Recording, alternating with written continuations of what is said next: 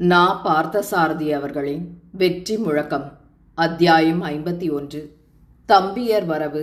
அனுபவமும் பயிற்சியும் மிக்க தருசகராசனின் அந்த 4 அமைச்சர்களும் தாம் மேற்கொள்ளும் செயல்களில் பிறருடைய உதவியின்றியே வெற்றி பெறும் ஆற்றலும் வன்மையும் உடையவர்கள். 4 வகை படைகளோடு 60,000 வீரர்களையும் அழைத்து சென்று தாங்களே ஆருணி அரசனிடம் இருந்து உதயணன் நாட்டை மீட்டு தருவதாக அவர்கள் ஒப்புக்கொண்டனர். முதலில் அமைச்சர்களையும் படையையும் அனுப்பிவிட்டு பின்பு உதயணனை பத்மாபதியுடன் அனுப்புவது நலம் என்று தனக்குள் தீர்மானித்துக் கொண்டான் தருசகன். தன் அமைச்சர்களுள் வருடகாரனை தனியே அழைத்து, வருடகாரா, அறிவும் அனுபவ முதிர்ச்சியும் மிகுந்த உன்னிடம் சில செய்திகளை நான் தனியே கூற வேண்டும். இந்த படையெடுப்பின் வெற்றிக்கு உன்னையே நம்பி அனுப்புவது போல வேறு ஒரு செயலுக்கும் நான் உன்னையே முழுமனதோடு நம்பியிருக்கிறேன். அதுதான் உதயணனுக்கு ஒரு சிறு துன்பமும் நேர்ந்து விடாதபடி காக்க வேண்டிய செயல். இன்னும் வெளிப்படையாக கூற வேண்டுமானால், உதயணன் உன் அடைக்கலம் என்று வைத்துக்கொள். பிறரிடம் அடைக்கலம் புகுகின்ற அளவிற்கு உதயணன் சாதாரணமானவன் அல்ல. ஆனால் எனக்காகவும் என் தங்கை பதுமைக்காகவும் என் பொருட்டு நான் அவனை உன்னிடம் உரிய அடைக்கல பொருளாக ஒப்படைக்கிறேன். எந்த வகையிலாவது முயன்று ஆருணி அரசனை வென்று நாட்டை உதயணனிடம் ஒப்புவித்துவிட்டு வரவேண்டிய பொறுப்பு உனக்கு இருக்கிறது. சூழ்ச்சிகளினாலோ வெளிப்படையான முயற்சிகளினாலோ இதை நீ நிறைவேற்றியாக வேண்டும் என்று தருசகன் வருடகாரனிடம் மிக அந்தரங்கமாக வேண்டிக் கொண்டான். அன்றிரவே கோசாம்பி நகரத்தை நோக்கி அமைச்சர்கள் 4 முதன்மையாக கொண்டு மகத நாட்டு படைகள் புறப்பட்டன. உதயணன், பதுமை ஆகிய இருவருக்கும் வேண்டிய எல்லா பொருள்களும் படைக்கு பின்பு சென்றன. புதுமண காதலர்களாக செல்கின்றவர்களாகையால் அவர்களுக்கென்று சிறப்பு மிக்க பரிசில் பொருள்கள் பலவற்றை அனுப்பி வைத்திருந்தான் தருசக மன்னன். படை புறப்பட்டு சென்ற சிறிது நேரத்திற்கெல்லாம் உதயணன் தருசகனிடம் விடை பெற்றுக் கொள்ள வந்தான். அப்போது தருசகன் அவனிடம் சில செய்திகளை மனம் விட்டு பேசினான். உதயணனை பிரிய போகின்றோமே என்ற கலக்கமும் அந்த பேச்சிலே துணித்தது. உதயணன் உதயணன் என்று அதை புகழுக்குரிய பேரரசன் ஒருவனின் பெயராக கேள்விப்பட்டு அவ்வளவிலேயே மகிழ்ந்திருந்தவன் நான். ஆனால் இன்றோ நீ எனக்கு நல்ல சமயத்தில் செய்வதற்கரிய உதவி ஒன்றை செய்ததுடன் எனக்கு நெருங்கிய உறவினனாகவும் ஆகிவிட்டாய். பேரரசர்கள் யாவருக்கும் நீ நண்பனாகவும் உறவினனாகவும் இருக்கிறாய். உஞ்சை நாட்டு வேந்தன் பிரச்சோதனனும் என் போலவே மகட்கொடை முறையில் உனக்கு உறவினனே. இப்போது ஆருணியோடு நீயும் என் படைகளும் நிகழ்த்த இருக்கும் போரில் உனக்கு ஏதாவது தளர்ந்த நிலை ஏற்படுமானால் பிரச்சோதன மன்னனுடைய உதவியை கூட நீ கோரலாம். அவனும் உன் வேண்டுதலை மறுக்க மாட்டான். மலை சிகரத்திலே பெய்த மழை நீர் போல ஆருணியும் அவனை சேர்ந்தவர்களும் சிதறி ஓடி தோற்று போகவில்லையானால் நானே நேரில் அந்த போர்க்களத்திற்கு வருவேன். அவனை புறமுதுகிட்டு ஓட செய்து ஆட்சியை உனக்கு வாங்கி அளிப்பேன். அதுவே இயலாமல் போயினும் எனக்கோ பிரச்சோதனனுக்கோ நண்பர்களாகிய எந்த ஒரு அரசனை நீ அழைத்தாலும் அவன் மறுக்காமல் முன்வந்து உனக்கு உதவி செய்வான். நீயும் என் அமைச்சர்களும் தவிர பிறருடைய தொடர்பை இதில் ஏற்படுத்திக் கொள்வதானால் பல துன்பங்கள் விளையலாம். எனவே போர் சம்பந்தமான நிகழ்ச்சிகளை ஆலோசிக்கும் போதோ திட்டமிடும் போதோ நீயும் அமைச்சர்களும் மட்டுமே தனிமையில் கலந்து பேச வேண்டும். உனக்கு வெற்றி எய்துவது உறுதி. எல்லாம் நலமாக முடிய வேண்டும் என்று மனதார வாழ்த்துகிறேன் என்று உதயணனுக்கு வாழ்த்து கூறினான் தருசகன். தாங்கள் கூறிய வாழ்த்துக்கும் யோசனைகளுக்கும் என் நன்றி. எல்லாம் தாங்கள் கூறியவாறே இனிது நிகழும் என்பதில் எனக்கும் நம்பிக்கை உண்டு. அவசியமானால் தங்களையோ பிரச்சோதன மன்னரையோ நேரில் உதவிக்கு அழைப்பேன். நிற்க, இது வேறொரு செய்தி. அதை மீண்டும் தங்களுக்கு நினைவூட்டி தங்கள் கவனத்திற்கு கொண்டு வர விரும்புகிறேன். நான் இங்கு வந்தது அரிய சந்தர்ப்பத்தில் தங்களுக்கு உதவ நேர்ந்தது, தங்கள் தங்கையை மனம் புரிந்து கொண்டது ஆகிய இவை யாவற்றிற்கும் மூல காரணமாக இருந்தவன் என் அருமை நண்பன் உருமண்ணுவாவே. நான் பதுமையை மனம் செய்து கொண்ட மகிழ்ச்சியை உணரவே முடியாமல் என் மனத்தில் உருமண்ணுவாவை பற்றிய துன்ப நினைவுகள் தடை செய்கின்றன. உருமண்ணுவாவை எப்படியும் இன்னும் 10-15 நாட்களுக்குள் எலிசெவி அரசனிடமிருந்து விடுதலை செய்து அனுப்ப வேண்டியது உங்கள் பொறுப்பு. உருமண்ணுவா விடுதலையானால் ஒழிய நான் என்னுடைய திருமண இன்பத்தை நினைக்கவும் வழியில்லை. இதை நீங்கள் எனக்காக விரைவில் செய்தாக வேண்டும் என்று கூறி தருசக வேந்தனிடம் தனக்கு விடையளிக்குமாறு கேட்டுக்கொண்டான் உதயணன். தருசகனும் அவ்வாறே செய்து உருமண்ணுவாவை விடுவிப்பதாக வாக்களித்து உதயணனுக்கு விடை கொடுத்து அனுப்பினான். தனக்கென்று இருந்த உரிமை படை வீரர்களும் வேறு சிறு படையும் பின்பற்றி வர உதயணன் கோசாம்பி நகரத்தை நோக்கி சென்றான். உதயணன் படைகளோடு புறப்பட்டு விட்டானே, இனி எந்த அரசனின் முடிவுக்கு ஆபத்தோ என்று எண்ணி பிறவேந்தர் பேதுற்றனர். தருசகன் அனுப்பிய மகத நாட்டு படை வீரர்களோடு அமைச்சர்கள் 4 முதன்மை வைத்து முன் செல்ல உதயணனும் அவனுடன் சென்ற சிறு படையும் பின்பற்றி தொடர்ந்து செல்லலாயினர். ராசக்கிரிய நகரத்தில் நிகழ்ச்சிகள் இவ்வாறு இருக்கும் நிலையில் அங்கிருந்து சில நாளைக்கு முன்பே வேறொரு முக்கியமான செயல் நிமித்தம் வெளியேறி சென்றிருந்தான் வயந்தகன். மறைவாக இருக்கும் யூகியிடமிருந்து செய்தி பெற்று வரவே அவன் வெளியேறினான். யாப்பியாயினியின் திருமணம் முடிந்த பின் 2 நாட்களில் வெளியேறிய அவனுக்கு யூகியை அடைவதற்கு முன்பாகவே அவன் அனுப்பிய ஓலை நடுவழியிலேயே கிடைத்துவிட்டது. உருமண்ணுவா போரில் சிறைப்பட்ட பின் வயந்தகனுடைய பொறுப்பு அதிகமாகியிருந்தது. அவ்வப்போது யூகி கூறி அனுப்பும் திட்டங்களை அறிந்தும் இங்கே உதயணனை கவனித்துக் கொண்டு இருபுறமும் செயலாற்றி வந்தான் அவன். யூகி அந்த தடவை அவனுக்கு அனுப்பியிருந்த ஓலையில் பாஞ்சாலவேந்தன் ஆருணி மீது படையெடுப்பதற்கு அதுவே ஏற்ற சமயம் என்றும் உதயணனுடைய தம்பியர்களாகிய பிங்கள கடகர்களும் இதே நோக்கத்தோடு தாமாக திரட்டிய ஒரு படையுடன் இன்ன இடத்தில் இருக்கிறார்கள் என்றும் இந்த படையெடுப்பை ஆதரித்து அவர்களும் உதயணனோடு வந்து கலந்து கொள்வார்கள் என்றும் எழுதியிருந்தான். இந்த ஓலையை படித்தவுடன் தான் உதயணனை சந்திக்க கிளம்பினான் வயந்தகன். உதயணனோடு அவன் தம்பியரையும் ஒன்று சேர்த்து வைக்கும் வேலையை தன் ஓலை மூலம் வயந்தகனுக்கு யூகி கொடுத்திருந்தான். உதயணனை தேடி ராசக்கிரிய நகரத்திற்கு வந்த வயந்தகன் அவன் அங்கிருந்து படைகளோடு கோசாம்பிக்கு புறப்பட்டு விட்ட செய்தி அறிந்து விரைவாக அவனை பின்தொடர்ந்தான். உதயணன் கோசாம்பி நகரத்தை அடைவதற்குள் அவனை சந்தித்து பிங்கள கடகர்களை பற்றி அவனுக்கு நினைவுபடுத்தி அவர்களை ஒன்று சேர்த்து வைப்பது வயந்தகனுக்கு அப்போது கடமையாக இருந்தது. கோசாம்பி நாடு செல்லும் நடுவழியிலேயே வயந்தகன் உதயணனை சந்திக்க முடிந்தது. உதயணனை சந்தித்தவுடனே அவன் பிங்கள கடகர்களை பற்றிய செய்தியை கூறத் தொடங்கினான். நீ உஞ்சை நகரில் பிரச்சோதனால் சிறைப்படுத்தப்பட்டிருந்த போது உன் ஆட்சி உரிமைக்கு உட்பட்ட கோசாம்பி நாடு உன்னுடைய தம்பியர்களாகிய பிங்கள கடகர்களால் ஆண்டு வரப்பெற்று அமைதியாக இருந்தது. அந்நிலையில்தான் பாஞ்சாலவேந்தன் ஆருணி இளைஞர்களாகிய உன் தம்பியரோடு போரிட்டு அவர்களை நாட்டிலிருந்து துரத்திவிட்டு தானே கோசாம்பியை கைப்பற்றி ஆள ஆரம்பித்தான். ஆருணியால் துரத்த பெற்ற நின் தம்பியர் குதிரைகளில் ஏறி காட்டுப்பகுதியில் மறைவாக திரிந்து சில நாட்களை கழித்தனர். பின் மனவெறுப்புற்று யமுனை நதியில் விழுந்து உயிரை போக்கிக் கொள்ளலாம் என்ற எண்ணத்தோடு அவர்கள் சென்றபோது பெண்கள் மட்டுமே வசிக்கும் ஒரு தீவு எதிர்பட்டது.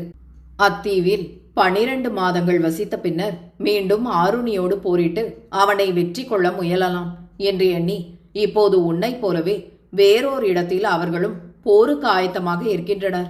அவர்களிடம் ஆருணியை வெல்வதற்கு ஏற்ற தகுதி வாய்ந்த படையொன்று இருக்கிறது. நீ விரும்பி சம்மதித்தால் அவர்கள் இப்போதே இங்கு வந்து உன்னோடு கலந்து கொள்வார்கள். நீங்கள் யாவரும் ஒன்று கூடி போர் புரிந்தால் ஆருணி தோல்வியுற்று ஓடுவது உறுதி.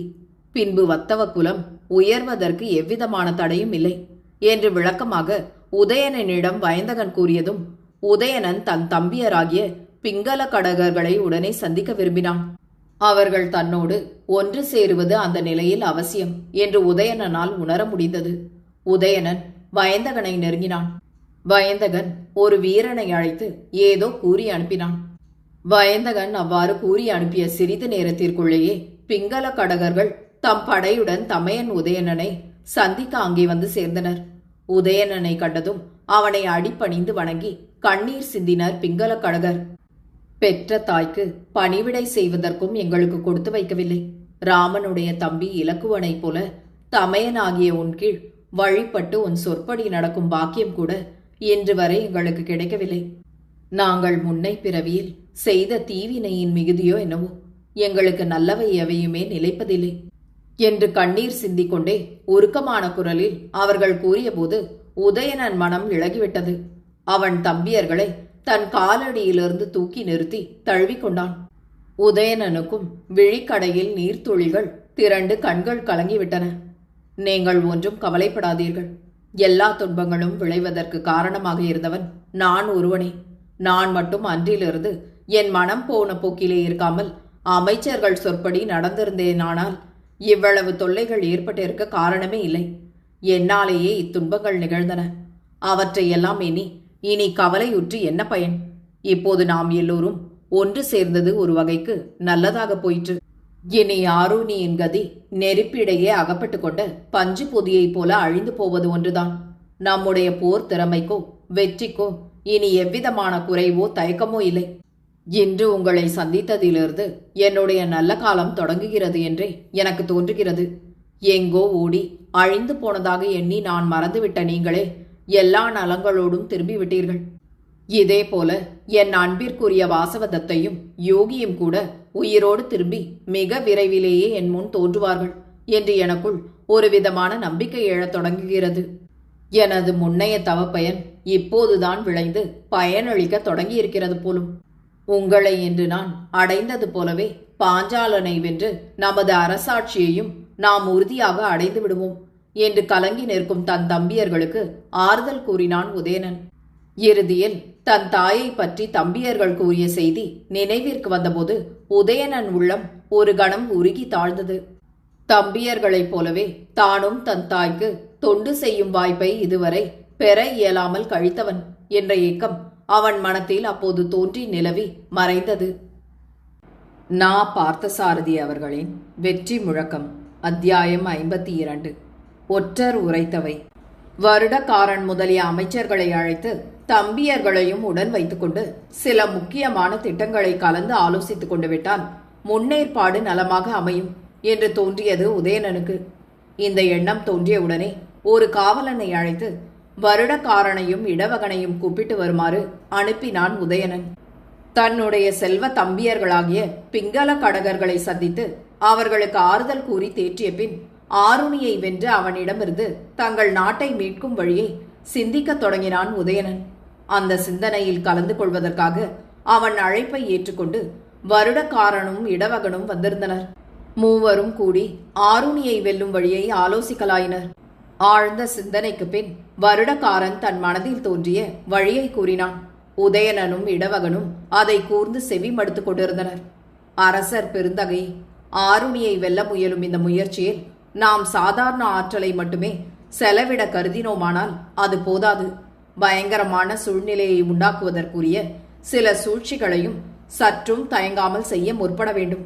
நம்முடைய ஒற்றர்கள் ஏற்கனவே கோட்டைக்குள்ளும் அரண்மனையிலும் சென்று வந்து நமக்கு எவ்வளவோ பயன்படத்தக்க விவரங்களை கூறியிருக்கின்றனர். கோட்டை பாதுகாப்பு ஏற்பாடுகளும் அரணின் நிலையும் அவர்களுக்கு தெளிவாக தெரியும். இந்த நல்ல வாய்ப்பை துணையாக கொண்டு நம்முடைய வீரர்களில் சிலரை கோட்டைக்குள் அனுப்பி ஆருணி அஞ்சி நடுங்கத்தக்க இரகசிய கலகம் ஒன்றை செய்ய வேண்டும். பகல் நேரத்தில் இந்த ஏற்பாடு சாத்தியமாகாது. எனவே இந்த திட்டத்தை நிறைவேற்றுவதற்கு பொருத்தமான நேரம் நடு இரவுதான். நடு இரவில் கோட்டை வாயிலின் எல்லா கதவுகளையும் அடைத்து விடுவார்கள். ஆகையால் கயிற்று ஏணிகளின் மூலமாகவே தந்திரமாக நம் வீரர்களை கோட்டைக்குள் அனுப்ப வேண்டும். மதில்களின் பிரம்மாண்டமான சுவர்களை கடந்து கோட்டைக்குள் நுழைவதற்கு இதை தவிர வேறு வழிகளே இல்லை. இந்த வழியை மேற்கொண்டு உட்புகுந்த நம் வீரர்கள் எதிர்பாராத விதமாக பொங்கி கரை அருகே உள்ள ஊர்களை அழிக்கும் கடலை போல அமைதியான துயிலில் ஆழ்ந்திருக்கும் அரண்மனையில் கலகம் புரிந்து குழப்பத்தை விளைவிக்க வேண்டும். அதே நேரத்தில் தாங்கள் கோட்டைக்கு வெளியே போருக்கு ஆயத்தமாக அணிவகுத்த படைகளோடு காத்திருப்பது அவசியம். உள்ளே புகுந்த வீரர்கள் இரவோடு இரவாக அரண்மனையிலும் போர் வீரர்கள் வசிக்கும் படைசாலைகளிலும் எவ்வளவு அழிவு செய்ய முடிகிறதோ அவ்வளவு அழிவை தங்கள் கலகத்தின் மூலம் செய்வார்கள். இன்னும் ஒரு செய்தி. கோட்டைக்குள் இருக்கும் மக்கள் யாவரும் தங்கள் பழைய மன்னனாகிய உங்கள் மேல்தான் அந்தரங்கமான பற்றும் விருப்பமும் கொண்டிருக்கிறார்கள். ஆருணி வன்முறை ஆட்சியால் அவர்களை அடக்கி ஆண்டு வருகிறான். நம் வீரர்கள் உதயணன் வாழ்க என்ற வாழ்த்தொழி மூலம் தங்கள் வரவை கோசாம்பி நகர மக்களுக்கு தெரிவித்தால் அவர்கள் ஆதரவும் நமக்கு கிடைக்கும். இவற்றையெல்லாம் திட்டம் பிறழாமல் நாம் செய்து முடித்தால் ஆருணிக்கு அதோகதிதான். இருளில் பெரிய மழையிலே தனியாக அகப்பட்டு கொண்ட ஆண் குரங்கை போல திகைத்து திண்டாடுவான் அவன். நகர மக்கள் நமது வரவை தெரிந்து கொண்டு விட்டால் நம்மை பாராட்டி வாழ்த்தி வரவேற்பர். அவர்களாகவே ஒரு படை போல திரண்டு நம்மோடு வந்து சேர்ந்து கொள்வார்கள். இந்த திட்டத்தை நீங்கள் ஒப்புக்கொண்டால் ஆருணியை தோல்வியுற செய்து சுலபமாக அவன் உயிரையும் வாங்கிவிடலாம். என்று இவ்வாறு தான் கருதிய வழியை கூறி முடித்தான் வருடகாரன். வருடகாரன் கூறிய இந்த திட்டம் இடவகனுக்கும் உதயணனுக்கும் பொருத்தமுடையதாகவே தோன்றியது. அவ்வாறே செய்ய உடன்பட்டு வருடகாரனை பாராட்டி நன்றி கூறினான் உதயணன். மேலே நடத்த வேண்டிய செயல்களை ஒரு பளிங்கு அறைக்கு சென்று மிக ரகசியமாக நடத்தினர். ஏற்பாடுகள் செய்யப்பட்டன. எல்லா திட்டங்களுக்கும் சூழ்ச்சிகளுக்குமே பொதுவான நியதி ஒன்று உண்டு. அதுதான் நினைப்பளவிலும் பேச்சளவிலும் கவர்ச்சி உடையதாக இருத்தல். செயலில் இறங்கும்போதுதான் எண்ணமும் சொல்லும் எவ்வளவிற்கு எளிமையானவை என்று தோன்றும். பளிங்கு அறையிலே ரகசிய தனிமையில் மூவரும் கூடி சிந்தித்த போதுதான் சற்றே மலைப்பு தென்பட்டது. சொல்லும் போது சாதுரியத்தோடு திட்டத்தை சொல்லி விவரித்த வருடகாரனுக்கே தான் கூறியவைகள் செயலுக்கு வருவது இவ்வளவு கடினமா என்ற வியப்பு உண்டானது. ஆயினும் திட்டத்தை எவ்வகையிலேனும் நடத்தியே தீருவது என்ற முடிவு 3 பேருக்கும் உறுதியாக இருந்தது. இந்த நிலையில் ஆருணியை ஒற்றறிதற்கு கோட்டைக்குள்ளே மாறுவேடத்தோடு சென்றிருந்த சில ஒற்றர்கள் அவசரமாக அரசனை காண வேண்டும் என்று சொல்லிக்கொண்டே திரும்பி அங்கே வந்தனர். ஒரு சேவகன் இந்த செய்தியை உள்ளே வந்து உதயணனிடம் கூறினான். உதயணனுக்கு வியப்பு ஏற்பட்டது. உடனே அவர்களை உள்ளே வர சொல்லி உரைக்குமாறு சேவகனை அனுப்பினான். சேவகன் சென்ற சிறிது நேரத்திற்கெல்லாம் ஒற்றர்கள் உள்ளே நுழைந்து மூவரையும் வணங்கினர். வணங்கிய பின் ஒற்றர்கள் செய்தி கூற மூவரும் ஆவலோடு அதை கேட்டனர். அந்த ஒற்றர்கள் படையெடுப்புக்கு வேண்டிய ஒற்று செய்திகளையும் அறிந்து வந்திருந்தனர். கோட்டைக்குள்ளே சென்று ஒற்றறிந்து வந்த அந்த வீரர்களில் சிலர் மகத நாட்டிலிருந்து உதயணனோடு வந்திருந்தவர்கள், சிலர் உதயணனை சேர்ந்தவர்கள். இப்போது அவர்கள் அறிந்து வந்த கூறிய செய்தியிலிருந்து தாங்கள் ஏற்கனவே கருதி முடித்திருந்த திட்டத்தை கைவிட வேண்டி நேர்கிறது என்பதை மூவரும் உணர்ந்தனர். இங்கனம் திட்டமே மாறிப்போகும்படியாக ஒற்றர்கள் கூறிய செய்திதான் என்ன? ஆருணி கோட்டை மதில்களையும் ஆருணியில் உள்ள மற்ற உறுப்புகளையும் பழுது நேர்ந்த இடங்களில் செப்பனிட்டுள்ளான். இரவிலும் பகலிலும் கோட்டை பாதுகாப்பிற்கான ஏற்பாடுகளை முன்னிருந்ததை காட்டிலும் மிகுதிப்படுத்தியிருக்கிறான். மதில்களின் விளிம்பில் அமைந்த ஆளோடிகள் சிதைந்து போயிருந்த பகுதிகளில் அவற்றை மீண்டும் புதிதாக கட்ட செய்திருக்கிறான். கோட்டையை சுற்றியிருக்கும் அகழியை அது முன்பு இருந்ததை காட்டிலும் பயங்கரமான முறையில் மாற்றி அமைத்திருக்கிறான். கற்களை பதித்து ஆற்றுக்கும் அகழிக்கும் ஒரு சுரங்க கால்வாய் மூலமாக இணைப்பு செய்திருப்பதால் அகழியில் ஆள் இறங்க முடியாதபடி நீரின் ஆழம் மிகுந்திருக்கிறது. கோட்டையை சேர்ந்தவர்கள் அகழியில் தோணிகளை மிதக்க விட்டுக்கொண்டு ஓரத்து மதில் சுவர்களில் ஏற முடியாதபடி பல இயந்திர பொறிகளை அமைத்துக் கொண்டிருக்கிறார்கள். கடக்க முடியாத அகழியை எவ்வாறேனும் கடந்து சென்றுவிட்டால் மதில் சுவர்களை நெருங்கவும் இயலாத வண்ணம் நுணுக்கமான விசைப்பொறிகள் பல பொருத்தப்பட்டு இருக்கின்றன. முற்றும் துறந்த முனிவர்களே வந்தாலும் சரி, அவர்களை நன்றாக ஆராய்ந்து தெளிந்த ஐயம் தீர்ந்த பின்புதான் கோட்டை வாயிலுக்குள் நுழைய விடுகின்றார்கள். நாட்டில் அங்கங்கே இருந்த படைத்தலைவர்கள் யாவரும் அரசன் ஏவலால் கோட்டைக்குள்ளே இருந்தவர்களில் தனக்கு பயன்படாத சாதாரண மக்களை எல்லாம் வெளியே காடுகளின் புறத்தே சென்று வசிக்குமாறு துரத்திவிட்டான் ஆருணி. எங்கள் பழைய மன்னன் உதயணன்தான் எங்களை ஆள வேண்டும் என்று எவரெவர் ஆர்வத்தோடு கலகம் செய்தார்களோ அவர்களையெல்லாம் சிறையில் அடைத்து விட்டனர். இன்னும் சில முக்கியமான செய்திகள். உதயணன் படையெடுத்து வருவான் என்பதை ஆருணி எவ்வகையிலோ முன்பே அறிந்து கொண்டிருக்கிறான். உன் மகளை வலிய தூக்கி சென்று மணந்து கொண்ட உதயணனை பழிவாங்க ஒரு நல்ல வாய்ப்பு. அந்த உதயணன் என்னுடன் போருக்கு வருகிறான். நீயும் உன் படையோடு எனக்கு துணையாக இங்கே கோசாம்பி நகரத்துக்கு வந்து சேர்க என்று பிரச்சோதன மன்னனுக்கும், ராசக்கிரிய நகரத்தில் உங்களை சூழ்ச்சியால் வென்ற உதயணன் இங்கே என் மீது படையெடுத்து வருகின்றான், துணையாக நீங்களும் வந்து என் பக்கம் சேர்ந்தால் அவனை இங்கே அழித்து விடலாம் என்று வேசாலி, எலிசெவி முதலிய சங்க மன்னர்களுக்கும் அவசரமாக திருமுகங்கள் அனுப்பியிருக்கிறான் ஆருணி. அன்றியும் மகத மன்னன் தருசகன் தனக்கு துணையாக இருக்கிறான் என்ற செய்தியையும் ஆருணி எவ்வாறோ அறிந்து கொண்டிருக்கின்றான். அதனால் உதயணனுக்கு துணை செய்வதை உடனே நிறுத்திவிட்டு என்னோடு சேர்ந்து கொண்டால் உனக்கு நீ வேண்டும் பொருளை கைமாறாக வழங்குகிறேன் என்று பொருளாசையும் காட்டி தருசக மன்னனுக்கும் ஆருணி ஒரு திருமுகம் அனுப்பியிருக்கிறான். திருமுகம் போதாதென்று மகத மன்னனோடு நன்கு பழக்கமுள்ள நண்பர் சிலரை மகத நாட்டு தலைநகருக்கு தூது அனுப்பியிருப்பதாகவும் தெரிகின்றது என்று ஒற்றர்கள் உதயணனிடம் வந்து தெரிவித்தனர். நா. பார்த்தசாரதி அவர்களின் வெற்றி முழக்கம். அத்தியாயம் 53. புதியதொரு சூழ்ச்சி.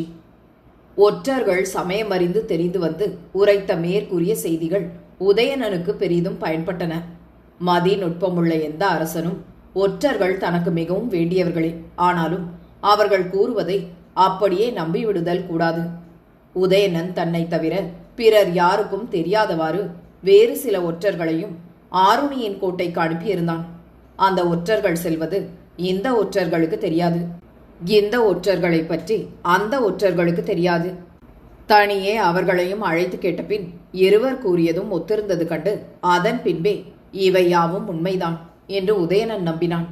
கோசாம்பி நகரத்து கோட்டையில் ஆருணி புதிதாக செய்திருக்கும் பாதுகாப்பு ஏற்பாடுகளையும் மற்ற விவரங்களையும் ஒற்றர்கள் சொல்ல கேட்டபின் நள்ளிரவில் கோட்டைக்குள் நுழைந்து கலகம் விளைவிக்கும் திட்டம் ஒத்துவராது என்பது உதயணன் முதலிய மூவருக்கும் தெரிந்தது. உதயணன் ஆழ்ந்து சிந்தித்தான். வேறு எந்த வகையில் இந்த ஆருணியை வெல்லலாம் என்று பலவிதமான எண்ணங்களால் சூழ்ந்து எண்ணினான். முடிவில் அவனுக்கு ஒன்று தோன்றியது. இரவில் அரண்மனைக்குள் நம்மவர்களை அனுப்பி வெளியே படைகளுடனே வளைந்திருந்து வென்றுவிடலாம் என்று நாம் எண்ணி இருந்தது இனிமேல் பயன்பெறாது.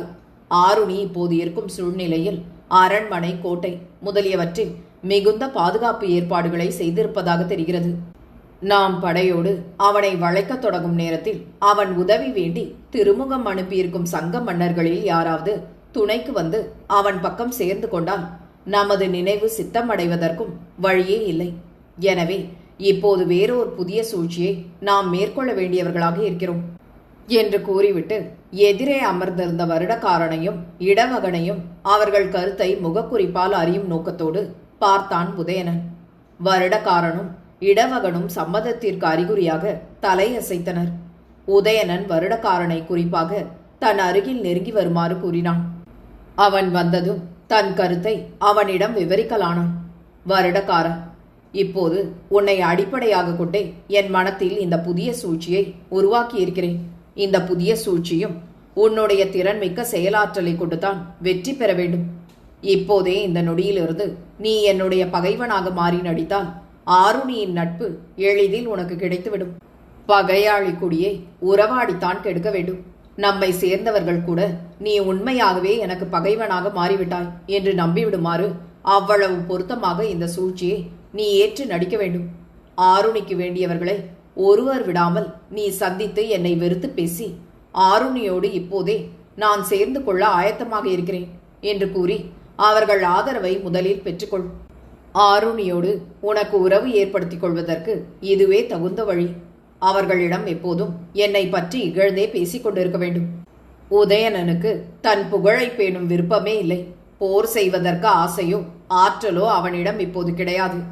ஏதோ மகத மன்னனுடைய வார்த்தையை தட்ட முடியாமல் இங்கே படையெடுத்து வந்திருக்கிறான்.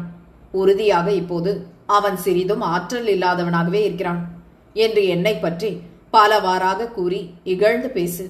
பின்பு அவர்கள் மூலம் ஆருணியை நண்பனாக அடைந்து எனக்கு அஞ்சி அவன் புதிய புதிய பாதுகாப்பு ஏற்பாடுகளை செய்யாதபடி என்னை பற்றி அவனிடம் எளிமையாக சொல். இவ்வாறு நீ சொல்வதனால் ஆருணி புதிய பாதுகாப்பு ஏற்பாடுகளை குறைப்பதோடு வேறு அரசர்களை துணைக்கு அழைத்தலையும் நிறுத்திவிட்டு முன்பிருந்தே எனக்கு அஞ்சி வந்ததற்கு எண்ணி நாணி எப்போதும் போல இயல்பாக இருக்க தொடங்குவான். நான் இப்போது பலத்தில் குறைந்தவனாக இருக்கிறேன் என்று ஆருணியை நம்பும்படி செய். அதற்கு மேல் என்ன செய்து அவனை எப்படி வெல்வது என்பதை நான் பார்த்துக் கொள்கிறேன் என்று உதயணன் கூறி முடித்தான். வருடக்காரன் மனத்திற்கும் இந்த ஏற்பாடு சரி என்றே தோன்றியது. தாங்கள் கூறியபடியே சூழ்ச்சி புரிகிறேன். எல்லாம் நம்முடைய வெற்றிக்கு ஏற்றபடி நடக்க என்னால் இயன்ற மட்டும் செயல் புரிய முற்படுகிறேன் என்று கூறிவிட்டு புறப்பட்டான் வருடக்காரன். வருடக்காரன் கோசாம்பி நகரத்து கோட்டைக்குள் செல்வதற்கு முன் தன்னை சேர்ந்த படை வீரர்களில் நம்பிக்கை வாய்ந்த சிலரை அழைத்து உதயணனுக்கு எவ்விதமான அல்லலும் ஏற்படாமல் இரவோ பகலோ எந்த நேரமும் காத்துக்கொள்ள வேண்டியது உங்கள் பொறுப்பு என்று கூறிவிட்டு சென்றான். தான் அருகில் இல்லாத நேரத்தில் எவர் செய்யும் சூழ்ச்சிக்காவது உதயணன் ஆட்பட்டு விடக்கூடாது என்று வருடக்காரனுக்கு ஒரு அச்சம். கோட்டைக்குள் சென்ற வருடக்காரன் முதல் தந்திரமாக ஆருணியின் சேனாபதி மகனை தன்னுடைய நெருக்கமான நண்பனாக செய்து கொண்டான். இளைஞனாகிய சேனாபதி மகன் மூலம் அவனுக்கு பல ரகசிய செய்திகள் தெரியலாயின. தான் உதயணனை வெறுத்து அவனோடு கடும் பகை கொண்டிருப்பதாக வருடக்காரன் அங்கே கூறியிருந்ததனால் ஒரு நாள் அவன் எதிர்பார்த்த விளைவு அவனை தேடி வந்தது. எங்கள் அரசன் ஆருணியோடு நீ சேர்ந்து கொள்வதாக இருந்தால் உனக்கு எவ்வளவோ பயன்கள் எய்தும். 200 யானையும் 5 தேரும் இன்னும் பல பெரிய சிறப்புகளும் உனக்கு கிடைக்குமாறு செய்வேன் நான் என்று சேனாபதி மகன் வருடக்காரனிடம் கூறினான். அவன் வேண்டுகோளுக்கு உடன்படுவது தன் காரியத்திற்கும் சாதகமாக அமையும் போல் தோன்றியது வருடக்காரனுக்கு.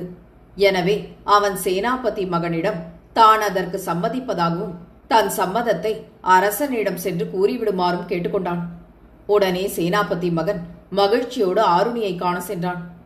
வருடக்காரன் தங்கள் பக்கம் சேர சம்மதிப்பதாக ஆருணியிடம் கூறிவிட்டு அதனால் தங்களுக்கு என்னென்ன நன்மைகள் விளையும் என்பதை பற்றியும் விவரித்தான். ஆருணியின் கேடு காலம் அவனுக்கு அருகில் நெருங்கி வந்து கொண்டிருந்ததோ என்னவோ. சேனாபதி மகன் கூறியவுடனே ஆருணி அதற்கு மகிழ்ச்சியுடனே சம்மதித்து விட்டான். உடனே ஆருணி தன் அரசவையை சேர்ந்த சகுனி கௌசிகன் என்னும் பெயரையுடைய அமைச்சன் ஒருவனையும் வேறு 3 அழைத்து உதயணனோடு வருடகாரகன் பகைத்து கொண்டு தங்கள் பக்கம் சேர இருப்பதை கூறி அவனுடைய மனக்கருத்தை அறிந்து அவனை அழைத்து வருமாறு ஆணையிட்டான். அவர்கள் தங்கள் அரசனின் ஆணையை மேற்கொண்டு சேனாபதி மகனுடன் வருடக்காரனை காண்பதற்கு புறப்பட்டனர். இந்த நாவலை கேட்டு மகிழ்ந்து நிறைய விரும்பிகளை அளித்து பகிர்ந்து பதிவு செய்யுங்கள். இந்த நாவலை உங்களுக்காக வாசிப்பது நிமா மனோ. நன்றி.